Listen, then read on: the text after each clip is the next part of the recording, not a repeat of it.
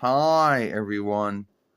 It is me, Sailor Uranus, Sailor Skyworld Amara here, and today we're going to talk about who does own Sailor Moon.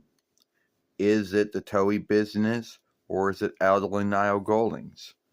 And if so, who has the more might and sway over it, and who owns the most of the main ownership? Well, that is that is an answer that very few folks might maybe have the answer to. No one really seems to know, but they got guesses, you know.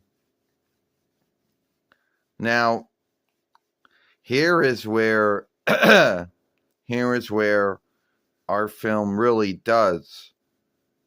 And I don't have the answer, so I'm going to make a guess.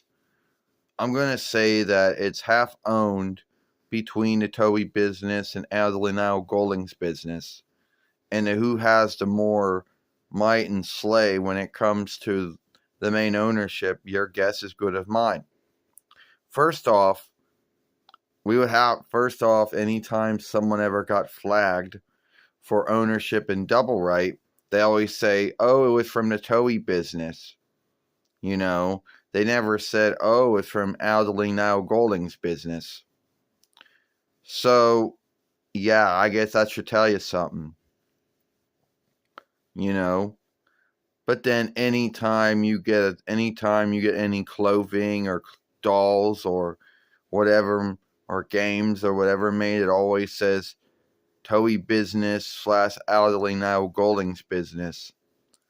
So I guess, yeah. But it doesn't really tell you. It doesn't really tell you if I guess that should tell you who has the main ownership over it. Now, a lot of folks guilt one side or the other side when it's like, we don't get any new drawing shows or drawing films, or why there's no new film games, or why we don't get new things like that. And a lot of folks believe that one side tells the other side no, but if one side has the main ownership and the other side does not, then which side is saying yes and which side is saying no to things? You know, when it comes to broadcast and streaming rights, which side's saying yes or saying no?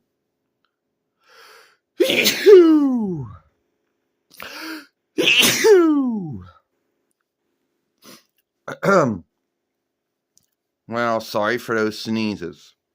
So, your guess is good of mine of which side's doing what. You know. So, and why I bring this up for, because there's always going to be folks that always, make up, or have a saga or a belief over why some things were done.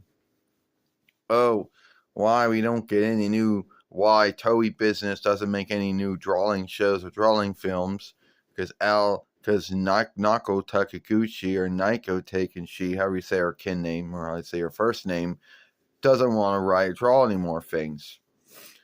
Now, keep in mind the live show. Well, keep in mind, you can make new drawing shows and new drawing films, and you don't have to have a book that goes along with them.